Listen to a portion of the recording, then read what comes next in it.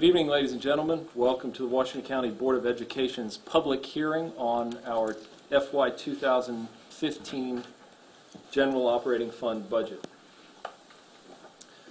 A few things administratively just before we get started. Board Policy KD addresses the procedure for public hearings. Persons speaking as individuals are permitted to speak up to 3 minutes. If you're speaking for an organization, you'll be allotted up to 5 minutes.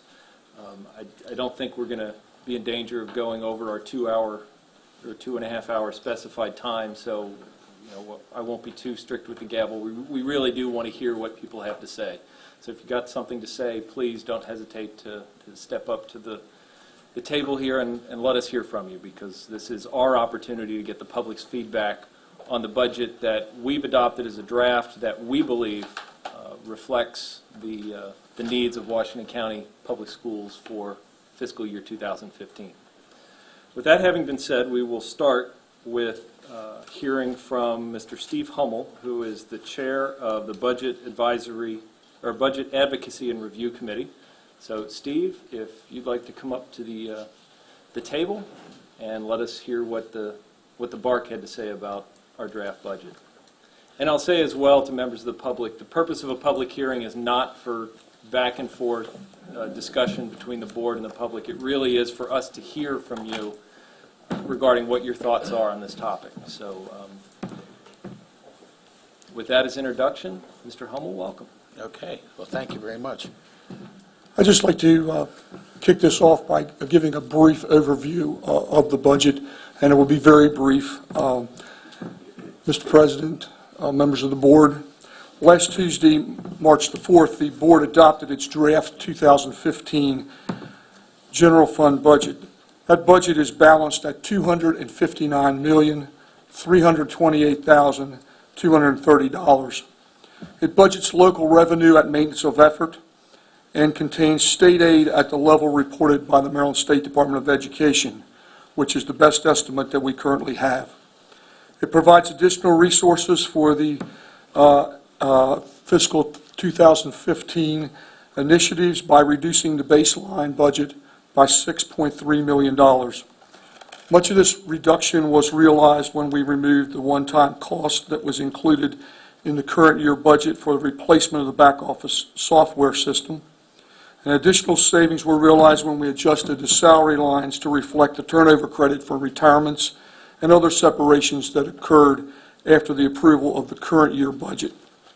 Finally, there were new expenditures for fiscal year 2015, which include such items as a salary increase pool, retrofitting the 701 Frederick Street property for educational programs, a 1% increase in our health insurance premium, raising substitute compensation, which has not been increased in over 5 years, by 10%, as well as the addition of contingency teacher, mentor teacher, and athletic trainer positions. The Budget Advocacy and Review Committee has met to review the draft budget and has provided you with a full report in your packet over the weekend of its recommendations for this budget. This evening, Mr. Hummel is here to provide you with a brief summary of that report. And at this point, I'll turn it over to Mr. Hummel. Okay. Well, thank you very much, Chris. I'm sorry to see your voice is going away again.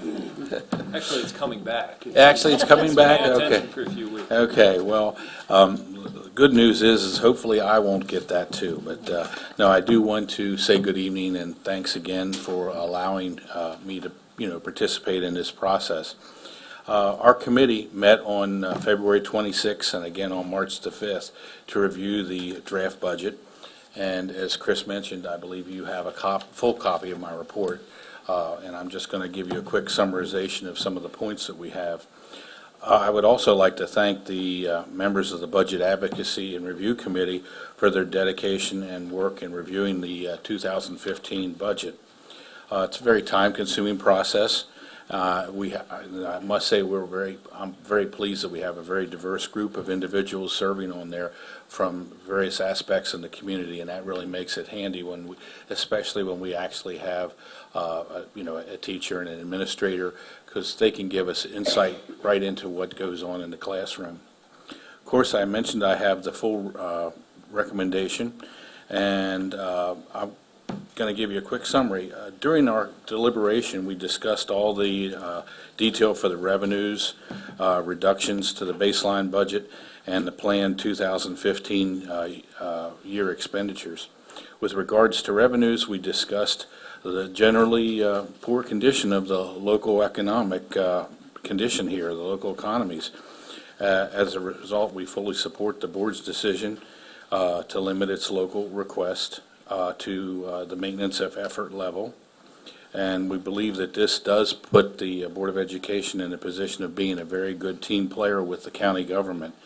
And I'm sure that our county fathers will remember when financial times improve. In line with our discussion with revenues, we also recognize that the commissioners are also facing increasing needs with their dwindling resources for their own budget. So nevertheless, the one thing that we will mention is that we would ask the county commissioners not to shift any more additional costs to the school system. We've already absorbed a number of costs for the school buses, the crossing guards, the Judy Center's direct salary, the director's salary, and also the county shifted nearly $3 million of expenses for school nurses to the school system when they defunded the school nurse program at the health department 2 years ago. With regards to our discussions about the reductions in the baseline budget, the committee agrees with most of the reduction that the board proposes. However, we do believe that there are several that the board should reconsider.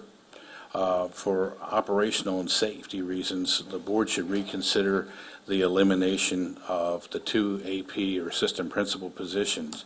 As everybody knows, once those administrative positions are eliminated, they are almost impossible to get reinstated.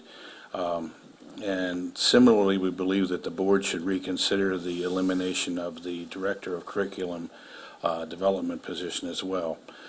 Of course, the costs to reinstate those positions would require reductions elsewhere in the budget, and I'm sure with some creative thoughts and a process, maybe thinking a little out of the box, you could come up with that.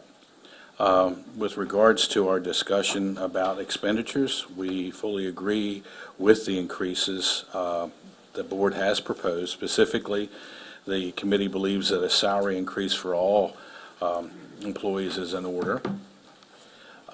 We believe that the mentor teachers will play a critical role in preparing new teachers for high-level instructions of our students. And as I mentioned earlier, a thought that came out of our committee was that, we made that recommendation to potentially reconsider reinstating the 2 AP positions and the Director of Curriculum, that we're thinking it is possible that maybe this area could be potentially optional. It's noted that there are a couple of lead teachers, or a number of them, that currently function in that role, and maybe on a part-time basis, but maybe some creative scheduling or something can take place, and some dollars can be realized from that. Similarly, we note that the athletic trainers is a solid investment for the system. They are also going to prevent and manage student injuries to ensure that these any kind of injuries will not cause lifelong damage. And the committee is very pleased that it is going to budget an increase of 10% for the substitute teachers, because that hasn't occurred in quite a number of years. And most importantly, nobody likes to talk about security and safety, but our committee was very impressed with the proposed social media surveillance software, and that will be a valuable asset in the tool for our security department's mailbox. And finally, I'd like to say that the committee did review the budget in great detail, and at this time I'd be glad to take any questions or comments that the board may have on our recommendations or our thoughts. Thank you, Mr. Hummel. Are there any questions from any board members about the committee's work or the recommendation they brought here today? Mrs. Brighton? First of all, I think this is a very thoughtful presentation this evening. It's obvious that the group looked at the budget in depth and had a robust discussion. If we go back to the reconsideration of the elimination of the elementary and high school assistant principal positions, could you share with me, and I'm not trying to catch you unaware or unprepared, some of No. the reasoning or thoughts that your group had on this? Well, as everybody knows, and especially anybody that's in the educational system right now, and I hear this all the time, my daughter is an educator, but not in Washington County, but in Montgomery County.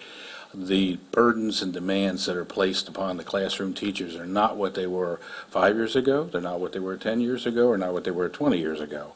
So it's very extensive. The assistant principal's role is very much needed, especially in some of the larger schools. The two schools that are affected is Fountaindale, and that is at state-rated capacity right now, and the other one is Hancock Middle and Senior High School.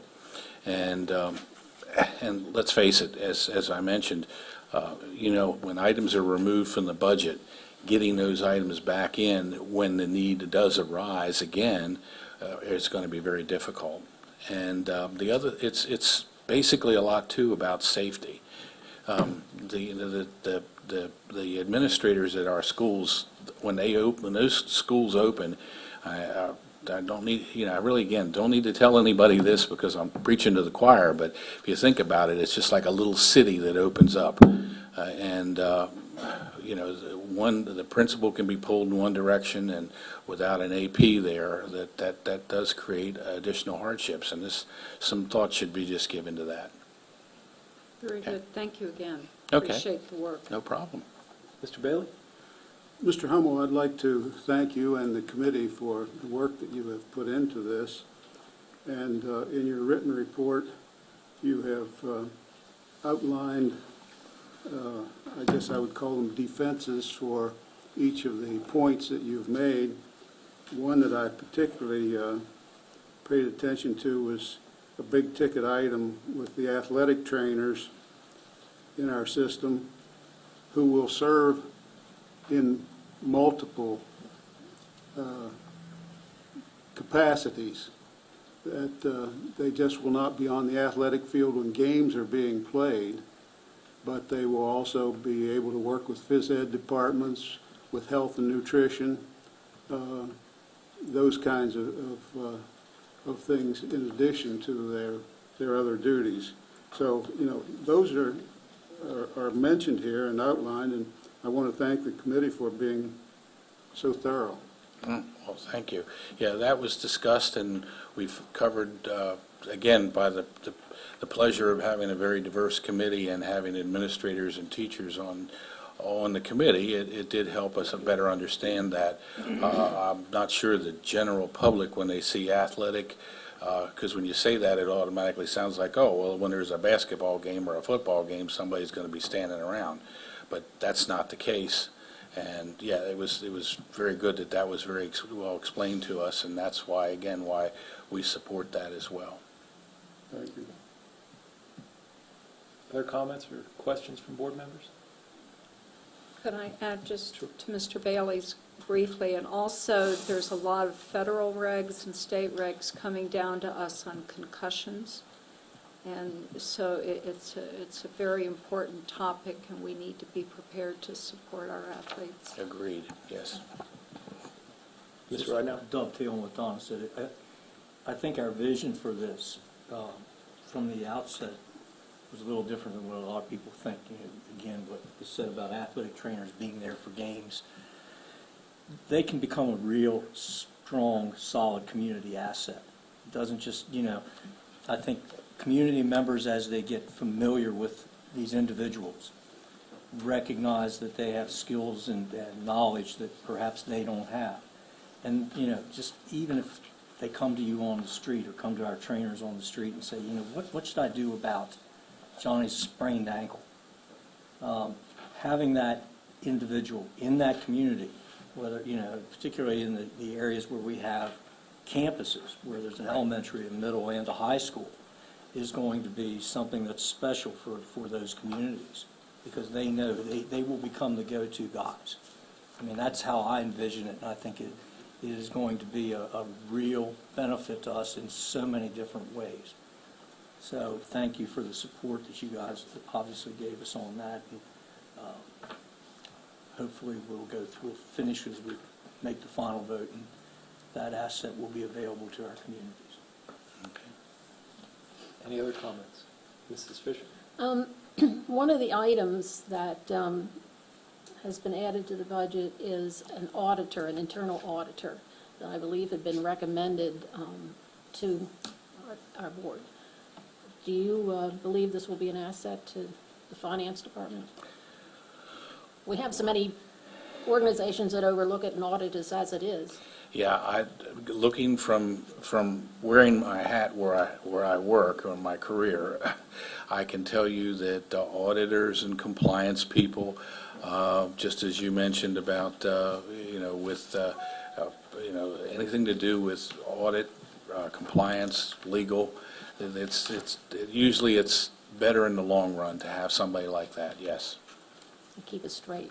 Yeah, well, so much so, and then, of course, it's all part of, like, some of the, probably, I assume that it'll eventually be some kind of state requirement, things like that. And I was also wondering if you had had any discussion about the increase in the insurance. I think we had originally been thinking about more than a 1% increase, but we've limited it to 1%. Do you think that will be satisfactory? Well, that was discussed, and maybe I'll defer to Mr. South, because, again, that's all based on historical numbers usually, and Mr. South, I mean, you can probably share some of the insight you shared with our committee. Well, as Mr. Hummel mentioned, it, excuse me, it is based upon historical numbers. It's based upon what our fund balance in the health insurance fund looks like, and it's based upon a lot of actuarial calculations that are done by our benefits consultant, taking into account things like healthcare inflation, our own experience rating here at the Board of Education, as well as just general inflationary pressures. And after looking at it, we believe that 1% will be adequate. I am pleased that it's only going to be 1%. My concern, I guess, would have been, you hear so much about Obamacare and what it's going to do to insurances and so on, and that was primarily my concern over this. I mean, nobody knows for sure what's going to happen. I so- believe that's the answer. Nobody really knows for sure. And again, as Chris had mentioned, the school system deals with an outside consultant, and they've been advised that the 1% increase would be adequate. It does, I'm glad to hear it, because that can be a big number, as everybody knows. So what we're going to do after the meeting, everybody has to run around the building 3 times. It's all part of the health program here. Thank you both. Are there any other comments? Yes, Mrs. Williams? yes, Mr. Hummel, I would like to thank you also. I have seen you here as the chairperson of this committee for a number of years, and you're very, very kind and very conscientious in the work that you do, and I'm very appreciative of that. I, too, share your concern with regard to the elimination of the assistant principalship positions, and I know that the committee has noted that to put those positions back in, we'd have to be able to reduce elsewhere, and so can you anticipate my question? Yeah, I can. I knew you were going to do that. Did the committee give any thought or have any Well, recommendations? We did mention that, if part of what I said verbally would have been that it's possible. Again, this has to be something that's done looking, outside of the box, because we weren't really too sure of the schedules for those lead teachers, but we mentioned about the 4 mentor teachers. Maybe it could be a situation where there's 2 versus 4, and then the lead teachers would be in place of there, and maybe it's done on a part-time basis. That would be one area that could potentially be used.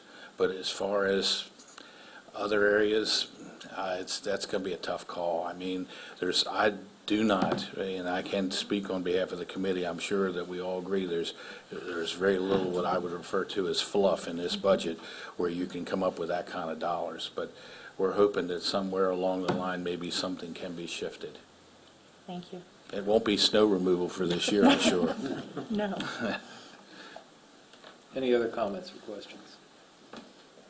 I thank you as well, Mr. Hummel. I thank the entire committee for their service. It's many, many people with lots and lots of talents who have other things that they could be doing, who give of their time, energy, and talent to serve the committee and to ultimately to serve the board and to serve the community that we all serve. So I want to thank you. I also want to thank you for mentioning the other benefits of the athletic trainers. I see you mentioned marching band in there. I was a marching band guy, much more so than an athlete in high school, and Same here. it doesn't take much to turn an ankle when you're trying to pivot Sure. carrying a tuba on your shoulder. So Exactly, yeah. Both of my I trust children that were our involved in athletic that. trainers, if this is approved, will get plenty of use from the marching band as well as Absolutely. our athletes. So thank you again for Okay. your service, and thank you for a very thorough report. Okay, thank you.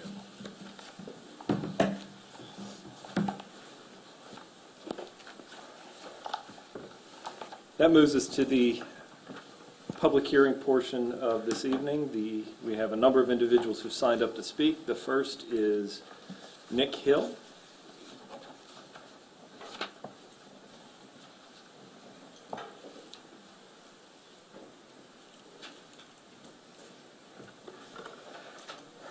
Thank you very much for letting me speak, and I'm here representing Children's Village, which we've had a lot of press lately. And I just want to tell a few stories and some update, and this is Mr. Alan Swope, who is on the current executive board with us at Children's Village, and who has been there since day one in 1990. Some of my story is this.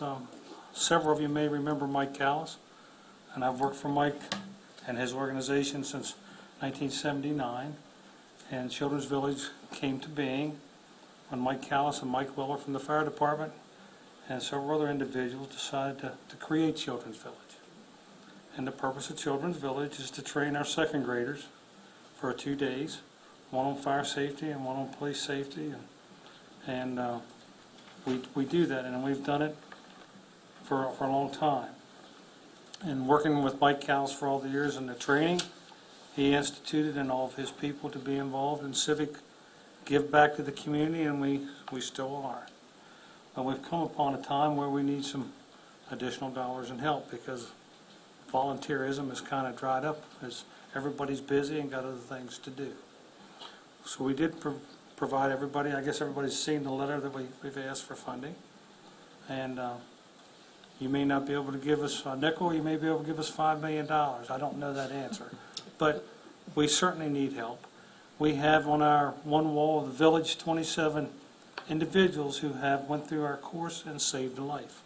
We call it the Wall of Heroes. We now have the second generation of people that's went through the training, and the parents now remember, because now their kids are back, on how to stop and drop and roll and stranger danger and bicycle safety, crossing the street safety, and where to be when the school bus stops, and how to drive a car, and which side of the road, and all those things. The past year we trained 1,665 second grade students from Washington County. We also train from other areas who pay their toll. It costs us about $67 per student to do this training. So our budget's in a shortfall, and we've got caught short, and that's the reason we're coming to ask for some help. And I'd like to defer some other comments to Mr. Swope, who's been there since day one. I suppose I would be considered one of the grandfathers of Children's Village. And I'm a retired Maryland State Police Commander at Hagerstown Barrack, many other installations throughout the state.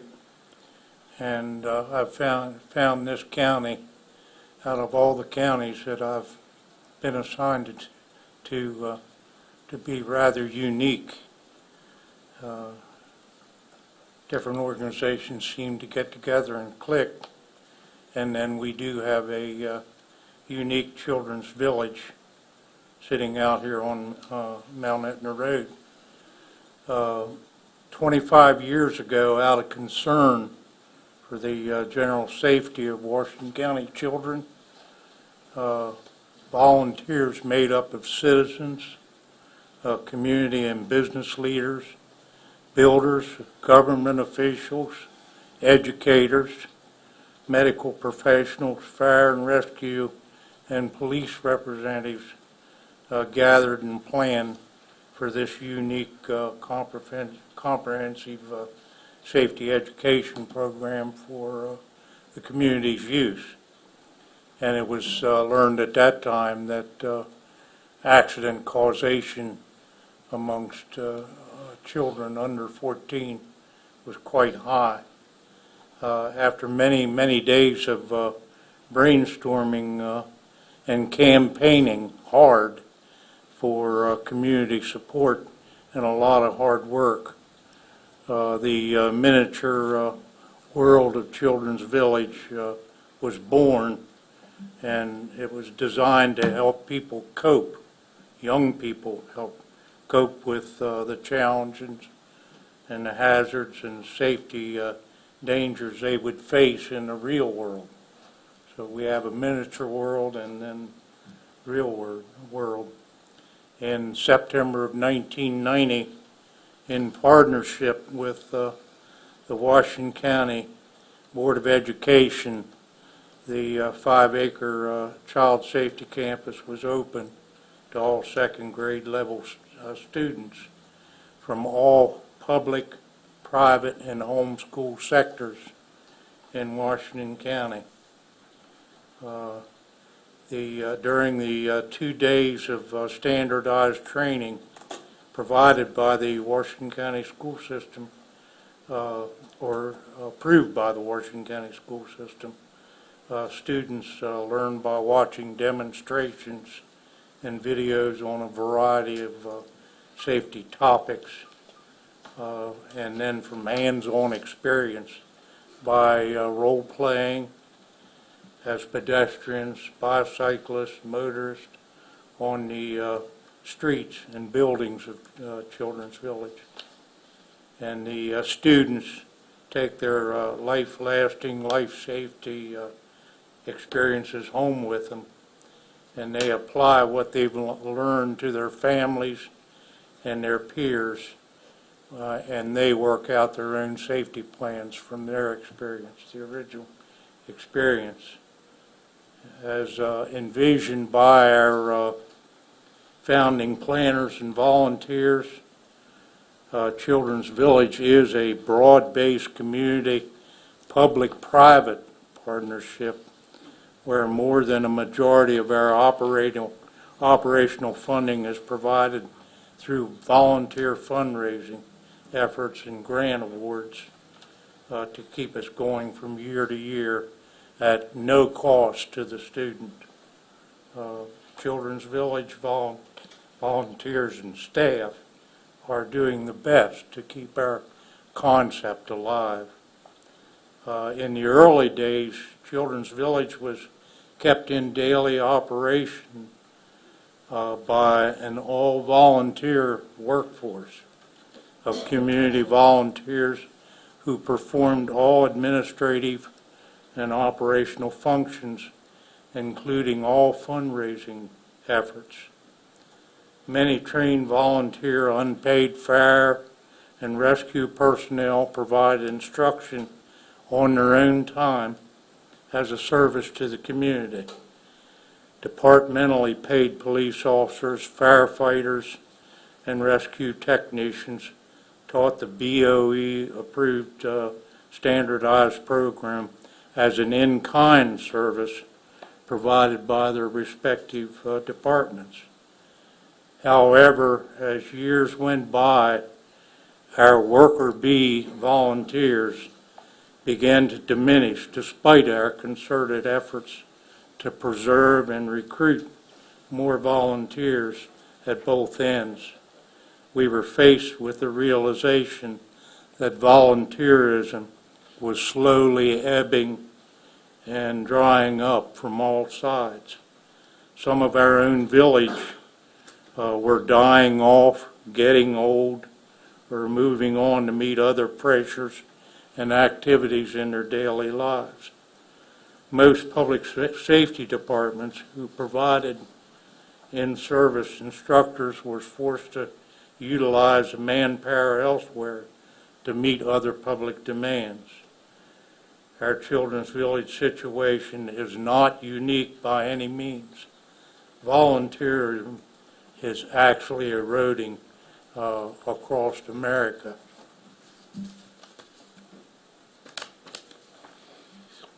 To compensate, we hired one full-time staff member to direct the daily operation of Children's Village from the money we managed to save.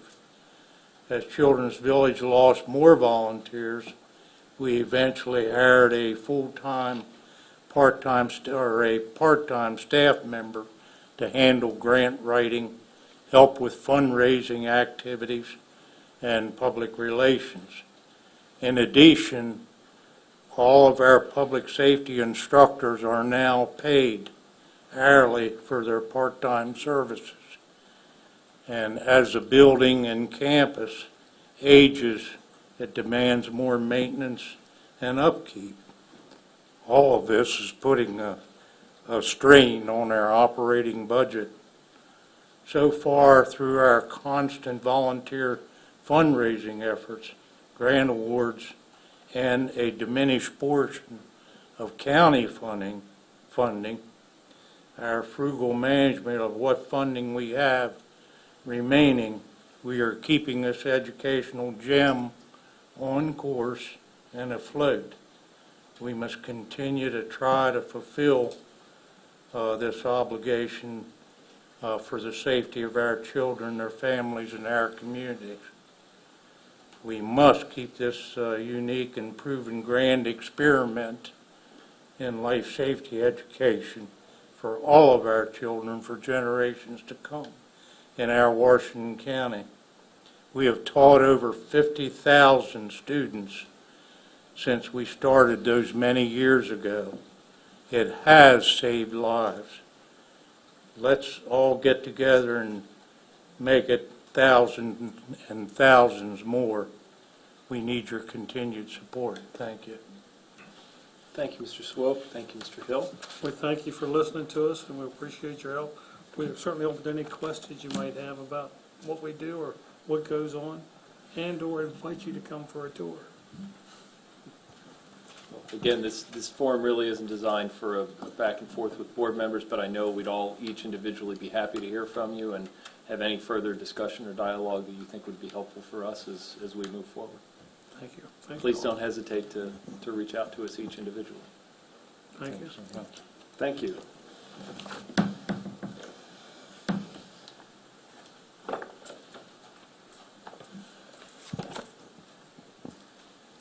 Next individual signed up to speak is Stan Stauffer. Mr. Stauffer, welcome.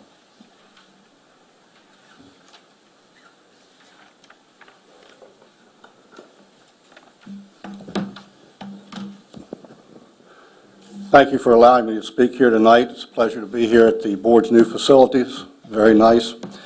My name is Stan Stauffer. I'm a retired 42-year veteran of the Washington County Public Schools, 37 as a classroom teacher, and I spent the last 5 years as the athletic director at Williamsport High School.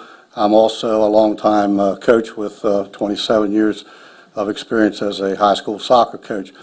I have many concerns about the budget. I sketched out some remarks here, so I would stay within my 3-minute time limit. So I will just address 2 concerns. I have read at least twice in the newspaper that $3.7 million has been allocated for employee raises. Yet I have also read immediately following that statement in the newspapers that Dr. Wilcox has stated that a portion of that $3.7 million may be used for other initiatives. I have 2 concerns about those statements. One, hearing the statement about using part of the raise allocation for other purposes, I believe complicates the board's negotiations with its 3 employee groups. I don't know how you can negotiate contracts and negotiate pay raises when you don't know how much of that pot is going to be available for pay raises. Having been on negotiations teams and so forth, I think that is a very valid concern.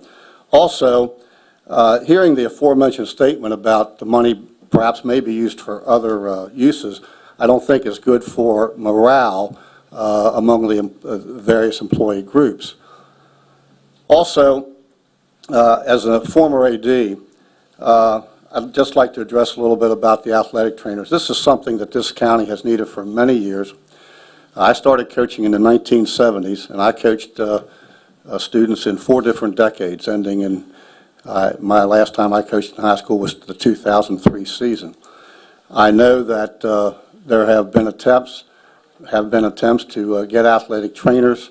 I know when I was an athletic director, Mr. Ed Massoud, who was then the county supervisor, tried to get that into the budget. And I'm glad to see that Mr. Eric Michael and others here at the board, Mr. Michael being the present supervisor for athletics and physical education, have gotten it into the budget with Dr. Wilcox's blessings and so forth. But I think athletic trainers will lessen, definitely, the liability obligation when it comes to athletic injuries. One of my last suggestions before I retired as athletic director at Williamsport High School was to attempt to procure a trainer for Williamsport High School. I had the Williamsport Athletic Boosters committed to paying $6,000, and I had a verbal commitment from the principal that the school, out of the funds it received from the Board of Education, would allocate another $6,000. After I retired in 2012, that position was not filled, but Mr. Michael, Eric Michael, did tell us that there was a person available to be at least a part-time trainer for $12,000.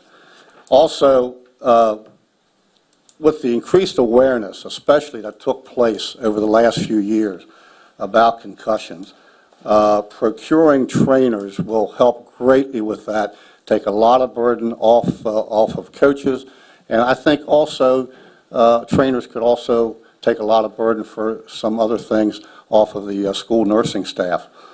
I also believe it brings us into line with other counties, especially since most of the schools in Washington County are members of the Monocacy Valley Athletic League. When you go to Frederick and Carroll counties, they do have athletic trainers. When teams used to come here, they'd say, Coach, I've got an injured player. Can your trainer look at him? And I'd say, well, we don't have a trainer. And they'd look at me and say, you don't have trainers? I'd say, no, we don't have trainers. I'm sorry. So I think that is a very positive move. So I appreciate your time, and thank you. Thank you, Mr. Stauffer. Next individual signed up to speak is Mr. Henry House. Mr. House, welcome.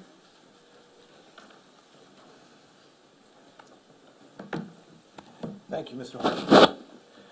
What I wanted to, I noticed this in the newspaper. I know this is not an interactive session. This morning, reading about the additional $4,000 being allocated to the board's travel allowance and budget. My concern with that is that, as was presented earlier, we have assistant principal positions that we are considering eliminating because we don't have the funds to continue.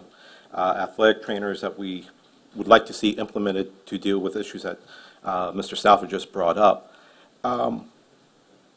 My concern is, are we investing in the education?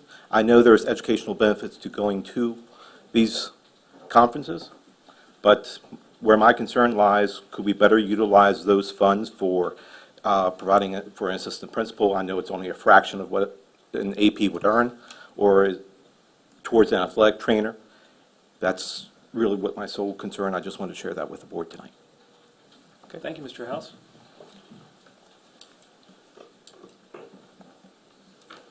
Next individual signed up to speak is Jason Weddle. Mr. Weddle, welcome.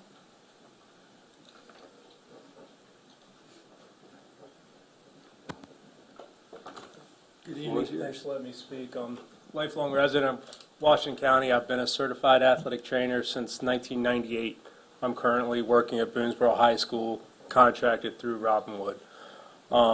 So since high school in '89, I've wanted athletic trainers in Boonesboro. When I was a senior, they actually had an athletic trainer that would come to our football games. I have a bone chip in my elbow. I was told I couldn't finish my senior year because of the bone chip. Our athletic trainer made a brace, put a pad on it. I played the whole season, got all county, all NBAL, and all area. I became an athletic trainer because of the athletic trainer. He taught me about the profession. He taught me about health care. He got me back on the field, but he taught me about life. That's why I'm excited about this position. As athletic trainers, we can help the student athletes on the field. We can also help them off the field. We can help the middle schools. We can help the elementary schools. I had a patient this year that had 2 fractured arms. I don't know if you guys have seen Peggy Pugh walking around with her cast and her splints, the principal at Boonesboro. I worked on her. It was mentioned earlier about the concussions coming down from the state. The mandate for concussions from the state now is evaluate, refer to a doctor, and then there's a 5-step procedure I'm sure you guys are aware of. Currently, how it's being handled is by our coaches. The coaches in the county are pretty much volunteer coaches. Once you get their salary, they pay for their gas. They take a 30-minute concussion test for them to coach. They're evaluating our student athletes and returning them to play based on a 30-minute test or the 2-hour care and prevention class that they take, which is a good class. But 2 days and 1 hour does not keep our student athletes safe. Kids lie. Coaches want to win. It's our job as allied health professionals and licensed healthcare professionals in the state of Maryland to keep that kid safe, to make sure they have a future outside of sports, to educate them on healthy eating, healthy living, correct lifting techniques, how to live a safe life. I have kids that come in and talk to me. One of my best things that I did with an athlete was in grad school. It had nothing to do with sports. She had an eating disability. I worked with her for 9 months. She overcame that eating disability. That had nothing to do with a sports injury. It had to do with personal problems. But through my training, I knew what to do and knew how to help her with that situation. So I don't want to take up a lot of your time, but I do want to thank you for looking at this, putting it in the budget. It's well overdue. My kids at Boonesboro, I can keep them safe, but when they go to other schools, I worry about them because they are my kids. I have 2 little ones at home, but the 356 athletes, or how many it is at Boonesboro High School, they're my kids, and that's how we're trained as athletic trainers, is to take care of them as our kids. So I just want to thank you for looking at this, pushing it forward, and again, thank you very much. Band members will be your kids too, right? Absolutely. And just a quick question, if my colleagues don't object. Do you remember the name of that athletic trainer? You must, from when you were in high school? Yes, I do. It's Thomas Hurst. Well, it's, He's at Shippensburg, and he still teaches the care and prevention class to the coaches here in Washington County now. And the other one was Mark. We had 2. and it's just further proof that, as we discuss as a board many times, you never know when or where the individual in our school system comes from who's going to touch and change somebody's life, whether it's a bus driver, a cafeteria worker, a trainer, a coach, a teacher, a principal. It could be anybody. But clearly, that's evidence that you just never know where somebody is going to come from who's going to change a young person's life. So thank you for sharing your story. Thank you.